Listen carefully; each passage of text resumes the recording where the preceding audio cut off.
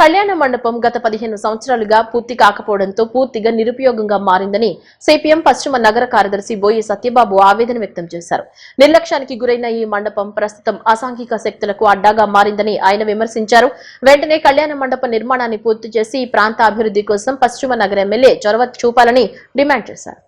ఇంటింటికి సిపిఎం ప్రజాగళం కార్యక్రమంలో భాగంగా విజయవాడ మల్లికార్జునపేట ప్రాంతంలో పర్యటించిన నాయకులు గణపతిరావు పార్కులోని కళ్యాణ మండపం దయనీయ స్థితిని ప్రస్తావించారు. ఈ సందర్భంగా సిపిఎం పశ్చిమ నగర కార్యదర్శి బోయే సత్యబాబు మాట్లాడుతూ ఒకప్పుడు ప్రజల అవసరాల కోసం నిర్మించిన ఈ మండపం ప్రస్తుతం బీరు బ్రాందీ సీసాలతో నిండిపోయి అసాంఘిక కార్యకలాపాలకు కేంద్రంగా మారిందని తెలిపారు. గంజాయి సేవించే గుంపులు బ్లేడ్ బ్యాచ్ల వంటి అక్రమ కార్యకలాపాలకు ఇది అడ్డాగా మారడంతో స్థానిక ప్రజలు భయాందోళనకు గురవుతున్నారని పేర్కొన్నారు. అంతేకాకుండా వైసీపీ 5 ఏళ్ల పాలన అనంతరం కూటమి 2 ఏళ్ల పాలనలో కూడా ఈ సమస్యకు పరిష్కారం లభించలేదని విమర్శించారు. ఎక్కడ వేసిన గొంగళి అక్కడే ఉన్నట్లుగా పరిస్థితి కొనసాగుతుందని ఆగ్రహం వ్యక్తం చేశారు.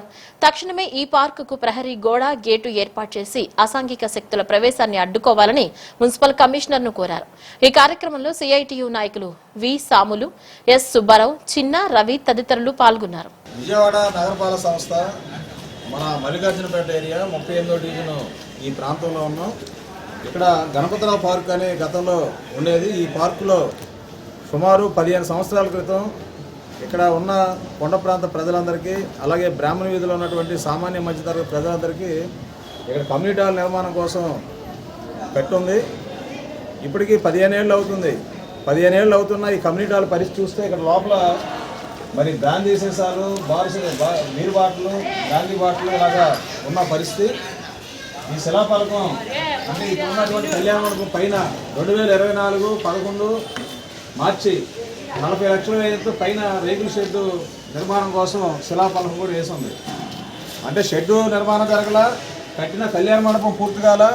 ఇక్కడ చూస్తే గంజాయి బ్యాచ్, బ్లేడ్ బ్యాచ్ ఈ ప్రాంత ప్రజలందరికీ భయభ్రాంతులకు గురవుతున్నటువంటి పరిస్థితి నెలకొని ఉంది. మేము అభివృద్ధి చేస్తాం, నెంబర్ 1 అభివృద్ధి అనే మాటలు చెప్తున్నారు పాలకులు. వైసీపీ 5 ఏళ్ల పరిపాలన కాలం అర్థం పడుతుంది. అంటే పైన రేగుల షెడ్ కూడా వేయకుండా వదిలేసిన పరిస్థితి. కూటమి ప్రభుత్వం 20 నెలలు అయిపోయింది. వాళ్ళు కూడా ఈ కళ్యాణ మండపాన్ని పూర్తి చేసి ప్రజలందరికీ వినియోగంలో తీసుకురావాలనే ఆలోచన ఏమాత్రం కనబడడం లేదు. ఈ విజయవాడ పశ్చిమ నగరంలో మరి ఎమ్మెల్యే గారు కూడా ఇటువంటి వాటిని పరిశీలించి వెంటనే పూర్తి చేసేలాగా చర్యలు తీసుకోవాలని మేము సిపిఎంగా డిమాండ్ చేస్తున్నాం. సిపిఎం ఈరోజు ప్రజాగళం కార్యక్రమంలో భాగంగా ఈ 38వ డివిజన్లో పర్యటన చేయడం జరిగింది.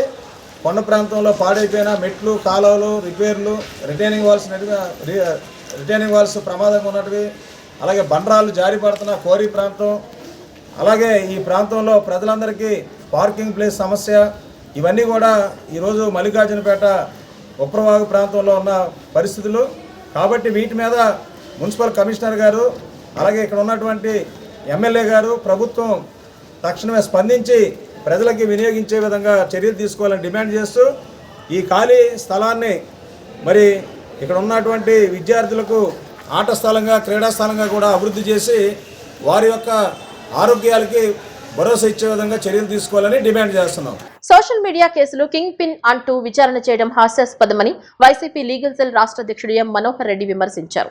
హైకోర్టు స్టే ఉన్నప్పటికీ జర్నలిస్టు కేవీ రెడ్డిని వేధిస్తున్నారని ఆక్షేపించారు. ఈ చర్యలు భావ ప్రకటన స్వేచ్ఛకు విఘాతం కలిగిస్తున్నాయని, పోలీస్ వ్యవస్థ దిగజారుతోందన్నారు. కేవీ రెడ్డిపై అక్రమంగా కేసు నమోదు చేశారని, ఆయన చేసిన విశ్లేషణలో అభ్యంతరకర అంశాలు లేవన్నారు. తిరుమల లడ్డూ వివాదంపై వీడియోకు కేసు పెట్టడం అన్యాయమని మండిపడ్డారు. సుప్రీంకోర్టు మార్గదర్శకాలు పాటించడం లేదని ప్రభుత్వంపై విమర్శలు చేశారు. నేను చెబుతున్న విషయం కాదు ఇది. మన కుల కూటమి, పచ్చ కూటమి ఉంది కదా, పచ్చ డబ్బాలు వీళ్ళు ఇస్తున్న ఎలివేషన్ అన్నమాట. ఇది ఆ వీడియో అతను చెప్తాడు. మహా టీవీ వంశీ మాట్లాడిన మాటలు అసలు చంద్రబాబును దేవుని కన్నా ఎక్కువగా పొగిడాడు. అసలు దేవుని రూపంలో ఉన్న వ్యక్తి చంద్రబాబు. ఆ శివుడే చంద్రబాబును పంపించారు అమరావతిని రక్షించడానికి అన్నది. ఇట్లా వాళ్ళ పచ్చ మీడియా ఎలివేషన్ ని ఎత్తిపొడుస్తూ వ్యంగ్యంగా ఒక వీడియో తీస్తే దాంట్లో అక్రమ కేసు పెట్టారు. ఎగ్జాక్ట్లీ ఇవే. బాలాజీ కంటే బాబూజీ గొప్పవాడు కాదా, శివయ్య రూపంలో చంద్రయ్య. ఈ మాటల్లో ఎక్కడన్నా తప్పు ఉందా? అది కూడా నేను అనడం లేదు, పచ్చ డబ్బా వాళ్ళు. ఎందుకంటే ఈ కార్యక్రమం అయిపోయిన తర్వాత TV5 తర్వాత మిగతా టీవీల్లో అన్నిట్లో కూడా టీవీ డిబేట్లు పెట్టి చంద్రబాబు గారిని ఒకటే పొగడ్డు అనమాట. ఎందుకంటే ఈవెన్ శ్రీ వెంకటేశ్వర స్వామిని కూడా ఆ లడ్డు వివాదంలో, ఆ కల్తీ వివాదంలో అసలు సుప్రీంకోర్టు అక్షింతలు వేసినా గానీ అసలు సిట్టు దర్యాప్తులు ఎలాంటి పందికొవ్వు ఇలాంటివి కలపలేదని చెప్పినప్పటికీ దాన్ని మరీ ప్రచారం చేస్తుంటే సుప్రీంకోర్టు తీవ్రంగా ముట్టికాయలేసి దాన్ని మీ రాజకీయాల కోసం దేవుని వాడుకోవద్దని చెప్పిన తర్వాత కూడా ఈ ఎలివేషన్స్ ఇట్లా కొనసాగుతుంటే ఇతను వ్యంగ్యంగా ఆ వీడియో చేస్తే ఆ వీడియో పైన ఆ వీడియోను కౌంటర్ చేస్తూ ఇది ఎక్కడైనా హిందువుల మనోభావాలను గౌరవించడం లేదు, హిందువుల మనోభావాలు దెబ్బతిన్నాయి. రాష్ట్ర ప్రభుత్వం ప్రకటించినటువంటి జాబ్ క్యాలెండర్ నిరుద్యోగ యువతకు నిరాశకు గురి చేసిందని ప్రభుత్వం అధికారికంగా ప్రకటించినటువంటి ఖాళీల ప్రకారం 99,000 పోస్టులు భర్తీ చేస్తూ జాబ్ క్యాలెండర్ ప్రకటించాలని RYSF ఆధ్వర్యంలో వివిధ విద్యార్థి యువజన సంఘాల నాయకులతో జూమ్ మీటింగ్ నిర్వహించారు. RYSF రాష్ట్ర అధ్యక్షులు పరుచూరి రాజేంద్ర బాబు, నిరుద్యోగ ఐక్య సమితి రాష్ట్ర కన్వీనర్ ఎంబేటి రామచంద్ర, PDSU రాష్ట్ర కార్యదర్శి ఇంజరపు రాజేష్, PYL రాష్ట్ర కన్వీనర్ భూషణం, ఐసా రాష్ట్ర కార్యదర్శి నాగార్జున, PRSF రాష్ట్ర అధ్యక్షులు నాగేంద్ర, NSశ్రీ రాష్ట్ర కోఆర్డినేటర్ వేముల శ్రీనివాసులు పాల్గొన్నారు. Rights for youth and student forum RYSF ఆధ్వర్యంలో విద్యార్థి యువజన సంఘాలు నిరుద్యోగులతో జూమ్ సమావేశం RYSF రాష్ట్ర అధ్యక్షులు పరుచూరి రాజేంద్రబాబు అధ్యక్షతన నిర్వహించారు. ఈ సందర్భంగా వారు మాట్లాడుతూ రాష్ట్ర మంత్రివర్యులు నారా లోకేష్ ఉగాది రోజున తన ట్విట్టర్ వేదిక ద్వారా 10,060 పోస్టులు విడుదల చేస్తున్నాం, జాబ్ క్యాలెండర్ ప్రకటిస్తున్నామని ప్రకటించారని, ఈ ప్రకటన రాష్ట్రంలో ఉన్నటువంటి నిరుద్యోగులను తీవ్ర ఆవేదనకు నిరాశకు గురి చేసిందన్నారు. యువగళం పాదయాత్రలో రాష్ట్ర వ్యాప్తంగా 2,50,000 ఉద్యోగాలు ఖాళీ ఉన్నాయి. కూటమి ప్రభుత్వం అధికారంలోకి రాగానే జనవరి 1న జాబ్ క్యాలెండర్ ప్రకటిస్తామని హామీ ఇచ్చారన్నారు. నిరుద్యోగుల ఓట్ల ద్వారా అధికారంలోకి వచ్చిన ప్రభుత్వం 22 నెలల కాలంలో 2 జనవరిలు పూర్తయిన తర్వాత ఉగాది రోజున మంత్రి నారా లోకేష్ ఆయన ట్విట్టర్ ఖాతా ద్వారా 10,060 పోస్టులకు జాబ్ క్యాలెండర్ ప్రకటిస్తున్నామని ప్రకటించారని, కానీ సంబంధిత శాఖల నుంచి గాని ఉద్యోగాల భర్తీ చేయవలసిన APPSC ద్వారా కానీ ఎటువంటి నోటిఫికేషన్ వెలువడలేదన్నారు. విద్యుత్ శాఖలో 1,300 పోస్టులు ఖాళీగా ఉన్నాయని, ఉద్యోగాల గురించి ప్రస్తావనే లేదని అన్నారు. ఎండోమెంట్స్ డిపార్ట్మెంట్ లో 137 పోస్టులు ఖాళీ ఉండగా ప్రస్తావన లేదని, PET పోస్టులు 700 పైగా ఖాళీలు ఉన్నాయని, పోలీస్ శాఖలో 19,000 పోస్టులు ఖాళీగా ఉన్నాయని సాక్షాత్తు అసెంబ్లీలో హోంమంత్రి అనిత ప్రకటించారని చెప్పారు. రాష్ట్ర మంత్రి ఉగాది రోజు తీపి కబురు చెప్తున్నాను, రాష్ట్ర వ్యాప్తంగా 10,060 పోస్టులు భర్తీ చేస్తూ జాబ్ క్యాలెండర్ ప్రకటిస్తున్నామని నిన్నటి రోజున ఎక్స్ వేదికగా ఒక పోస్ట్ పెట్టారు. అయితే అది జాబ్ క్యాలెండర్ కాదు, డాబ్ క్యాలెండర్ అని చెప్పేసి RYSF గా మేము విమర్శిస్తా ఉన్నాం. ఈరోజు rights for youth and students forum RYSF ఆధ్వర్యంలో రాష్ట్రంలో ఉన్నటువంటి విద్యార్థి యువజన సంఘాలు, నిరుద్యోగ సంఘాలు, నిరుద్యోగులతో జూమ్ సమావేశం నిర్వహించడం జరిగింది. ఈ జూమ్ సమావేశంలో పాల్గొన్నటువంటి నిరుద్యోగులు, విద్యార్థి యువజన సంఘాల సభ్యులందరూ కూడా ఒకటే మాట్లాడడం జరిగింది. నిరుద్యోగుల్ని మరొకసారి కూటమి ప్రభుత్వం నమ్మించి వంచన చేసింది. చెప్పిందేమో తాటికాయంత, ఇచ్చిందేమో కనీసం గోరంతా కూడా లేనటువంటి పరిస్థితులు రాష్ట్రంలో ఉన్నాయని చెప్పి చెప్తా ఉన్నారు. 22 నెలల కాలమైంది కూటమి ప్రభుత్వం అధికారంలోకి వచ్చి. అధికారంలోకి రాకముందు, మేము అధికారంలోకి రావడానికి ముందు పాదయాత్ర ద్వారా 2,50,000 ఉద్యోగాలు భర్తీ చేస్తాము, జనవరి 1న జాబ్ క్యాలెండర్ ప్రకటిస్తా ఉన్నారు. అధికారంలోకి వచ్చి 2 జాబ్ క్యాలెండర్లు పూర్తయినాయి. ఉగాది రోజున తీపి కబురు చెప్తున్నానని చెప్పేసి నేను ఎక్స్ వేదికగా స్పందించారు. కానీ APPSCకి సంబంధించి కానీ సంబంధిత శాఖలకు సంబంధించి కానీ ఒక్క ప్రకటన గాని వచ్చినటువంటి పరిస్థితి లేదు. ప్రభుత్వానికి సంబంధించినటువంటి ఒక జీవో కూడా వచ్చినటువంటి పరిస్థితి లేదు. చిన్న విషయాన్ని పెద్దదిగా చేసి చూపించేటటువంటి ముఖ్యమంత్రి చంద్రబాబు నాయుడు గారు కనీసం జాబ్ క్యాలెండర్ గురించి ప్రస్తావించినటువంటి పరిస్థితులు లేనటువంటి పరిస్థితి. విద్యుత్ శాఖలో ఖాళీగా పోస్టులు ఉన్నాయి, దానికి సంబంధించేంతవరకు ప్రకటన ఇచ్చినటువంటి పరిస్థితి లేదు. గ్రూప్ 1, గ్రూప్ 2కు సంబంధించి సుమారుగా 6 లక్షల పైచిలకు నిరుద్యోగులు కోచింగ్ తీసుకుంటా ఉన్నారు. కేవలం 100లోనే ఉద్యోగాలు భర్తీకి నోటిఫికేషన్ ఇస్తామని చెప్పారు. అదేవిధంగా శిశు సంక్షేమ శాఖలో సుమారుగా 300 పైచిలకు ఫైనాన్స్ డిపార్ట్మెంట్ గత ప్రభుత్వంలో క్లియరెన్స్ ఇచ్చినా ఇంతవరకు భర్తీ చేసినటువంటి పరిస్థితి లేదు. ఎండోమెంట్స్ డిపార్ట్మెంట్ లో 170 పోస్టులు ఖాళీ ఉన్నాయి.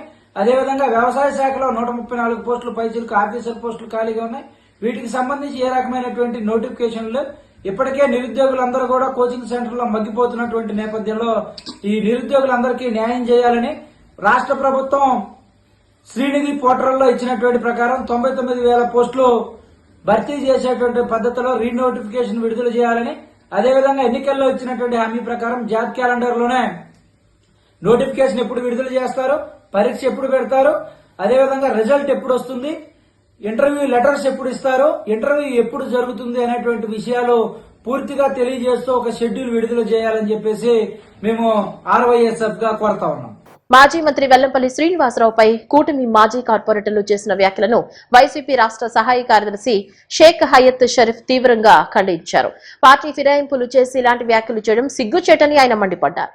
పశ్చిమ నియోజకవర్గ పరిధిలోని 38వ డివిజన్ వైసీపీ కార్యాలయంలో నిర్వహించిన మీడియా సమావేశంలో వైసీపీ రాష్ట్ర సహాయ కార్యదర్శి షేక్ హయత్ షరీఫ్ మాట్లాడుతూ కూటమి మాజీ కార్పొరేటర్లకు రాజకీయ గుర్తింపు తీసుకొచ్చిన నాయకుడు వెల్లంపల్లి శ్రీనివాసరావేనని గుర్తు చేశారు. వెల్లంపల్లి శ్రీనివాసరావు నేతృత్వంలో నియోజకవర్గంలోని ప్రతి డివిజన్లో కోట్లాది రూపాయల అభివృద్ధి కార్యక్రమాలు అమలు చేశామని పేర్కొన్నారు. అయితే పార్టీ మారిన కార్పొరేటర్లు గత 2.5 ఏళ్లలో తమ డివిజన్ల అభివృద్ధికి ఏం చేశారో ప్రజలకు చెప్పాలని ప్రశ్నించారు.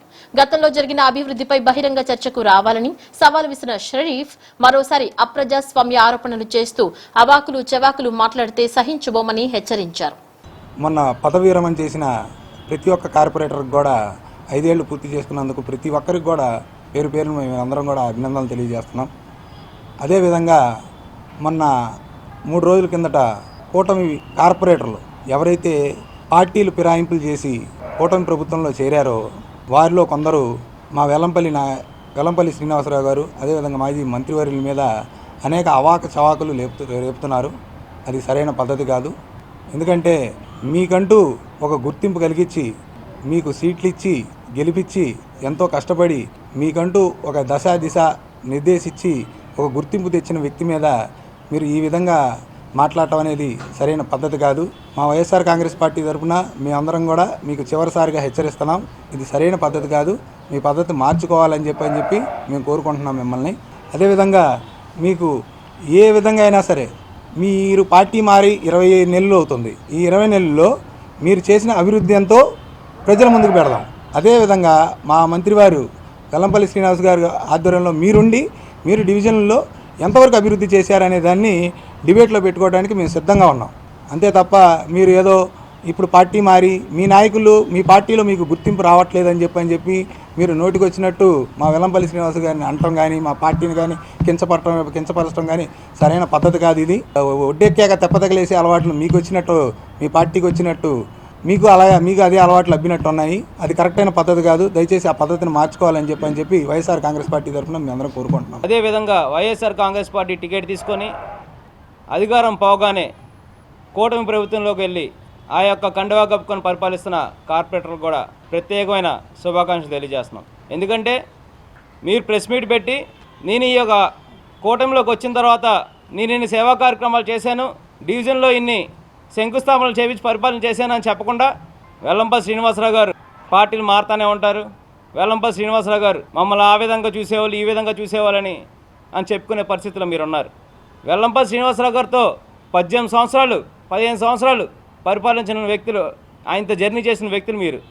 అప్పుడు తెలియదా వెల్లంపల్లి శ్రీనివాసరావు గారు ఎట్లాంటి వాళ్ళు? ఈరోజు కూటమి ప్రభుత్వం వచ్చిన తర్వాత మీరు పార్టీ మారి ఆయన ఇట్లాంటి వాళ్ళు అంటే ప్రజలు నమ్మే పరిస్థితే లేదు. వెల్లంపల్లి శ్రీనివాసరావు గారు ఎప్పుడు పార్టీ మారినా సరే ఆయన ఎమ్మెల్యే పదవిలో ఉండి ఆయన ఎప్పుడు పార్టీ మారలా. మీలాగా ఎమ్మెల్యే పదవి అయిపోయిన తర్వాత మాలాంటి కార్యకర్తలు మాలాంటి నాయకులు ప్రజల యొక్క అభిమానం కొద్దీ ఏ పార్టీలోకి వెళ్ళాలి అని చెప్పి ఆయన నిర్ణయించుకొని పార్టీలోకి వెళ్ళడం జరిగింది. మీరు చరిత్ర చూసుకుంటే 82వ సంవత్సరం నుంచి ఇవాళ దాకా విజయవాడ కార్పొరేషన్లో వెల్లంపల్లి శ్రీనివాసరావు గారు పరిపాలించినట్టు ఏ ఒక్క ఎమ్మెల్యే ఇప్పుడుదా పరిపాలించలా. తాజా మాజీ కార్పొరేటర్ కొంతమంది వ్యక్తులు పశ్చిమ నియోజకవర్గ మాజీ శాసనసభ్యులు వెల్లంపల్లి శ్రీనివాసరావు గారి మీద సత్యాధ్వారమైన మాటలు మాట్లాడుతూ అసంబద్ధ పేలాపలు పేలుతూ ఉన్నారు. వాళ్ళందరికీ కూడా మేము ఒకటే చెప్తా ఉన్నాం. వైఎస్ఆర్ కాంగ్రెస్ పార్టీ తరఫున వైఎస్ఆర్ కాంగ్రెస్ పార్టీలో ఉండగా మీరు డివిజన్లో చేసిన అభివృద్ధి కానీ ఏదైనా అది ఈరోజు ఆ అభివృద్ధిని మీరు చూపుకొని మీరేదో ఘన విజయాలు సాధించినట్టు చెప్పుకోవడం సబబు కాదు. మీ అందరూ కూడా పత్రికాముఖంగా తెలియజేసే విషయం ఏంటంటే రాబో రోజుల్లో మీ అందరూ కూడా ఈ పరాభావం తప్పదు. వెల్లంపల్లి శ్రీనివాసరావు గారి మీద ఆరోపణలు చేసినటువంటి అందరు వ్యక్తులు కూడా మేము తీవ్రంగా ఖండిస్తూ ఉన్నాము. గతంలో వైఎస్ఆర్ కాంగ్రెస్ పార్టీ నుండి గెలిచిన కార్పొరేటర్ కొంతమంది వాళ్ళు పదవి విమోహంతో అధికార వ్యామోహంతో వెళ్ళిందే కాక మా ప్రీతమ నాయకులు మాజీ మంత్రివర్యులు వెల్లంపల్లి శ్రీనివాసరావు గారి మీద లేనిపోని అబండాలు వేసి ఆయనపై మోపుతున్నారు. మీరేంటో మీ ఇదేంటో అన్నది డివిజన్లోకి వెళ్ళి ప్రజల దగ్గరికి వెళ్తే మీ ఇదే తెలిసిద్ది. గత 3.5 సంవత్సరాల్లో చేసిన అభివృద్ధి, వైఎస్ఆర్ కాంగ్రెస్ పార్టీలో ఉన్నప్పుడు జరిగిన అభివృద్ధి ఇప్పుడు 22 నెలల్లో అయ్యింది.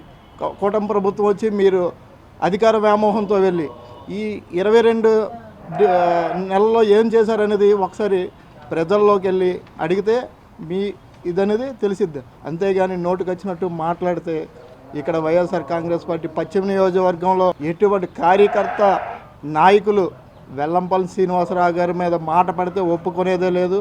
మేము దీనికి తగిన చర్యలు తీసుకోవాల్సి వస్తుందని మేము ఈ పార్టీ తరఫున హెచ్చరిస్తున్నాం. గత 2 రోజుల నుంచి వైఎస్ఆర్ పార్టీలో నుంచి బయటికి వెళ్ళిన మాజీ కార్పొరేటర్లు, దాంతోపాటు కొంతమంది తెలుగుదేశం, జనసేన, బీజేపీకి చెందిన కూటమి కార్పొరేటర్లు కూడా మాజీ మంత్రివర్యులు వెల్లంపల్లి శ్రీనివాసరావు గారి మీద వాళ్ళు ఇష్టం వచ్చినట్టు మాట్లాడటాన్ని తీవ్రంగా ఖండిస్తూ ఉన్నాం. ఈ విజయవాడ పశ్చిమ నియోజకవర్గంలో భవానీపురం పోలీస్ స్టేషన్ ఏర్పాటు చేసింది వెల్లంపల్లి శ్రీనివాసరావు గారు. మరి ఈ ప్రాంతంలో రైతు బజార్ కానీ, ఎంఆర్ఓ ఆఫీస్ కానీ, మరి సితారా థియేటర్ నుంచి గొల్లపూడి వరకు ఉన్న బైపాస్ రోడ్డు, మరి ఆ సెంటర్ డివైడర్ ఏర్పాటు చేసి, సెంటర్ లైటింగ్ ఏర్పాటు చేసి, మరి ఇక్కడ పంజాబ్ సెంటర్ నుంచి శ్రీనివాస మహల్ వరకు, శ్రీనివాస మహల్ నుంచి చిట్టినగర్ వరకు మరి ఆ ప్రాంతం అంతా వరదొస్తే మునిగిపోయే పరిస్థితి. మరి ఆ ప్రాంతంలో మరి ఎంతో అభివృద్ధి జరిగింది. ఇదంతా కూడా వెల్లంపల్లి శ్రీనివాసరావు గారి నాయకత్వంలో జరిగింది కాదా అని చెప్పి నేను మీ అందరికీ తెలియజేస్తా ఉన్నా. గరికిపాటి నరసింహారావు పేద పిల్లలకు అందించే మధ్యాహ్న భోజనం పథకంపై అహంకారపు అక్కసు వెళ్లగక్కడాన్ని భారత విద్యార్థి ఫెడరేషన్ ఆంధ్రప్రదేశ్ కమిటీ తీవ్రంగా ఖండిస్తున్నామని ఎస్ఎఫ్ఐ రాష్ట్ర కార్యదర్శి ప్రసన్న చెప్పారు. వ్యాఖ్యలను వెనక్కి తీసుకుని క్షమాపణ చెప్పాలని డిమాండ్ చేశారు.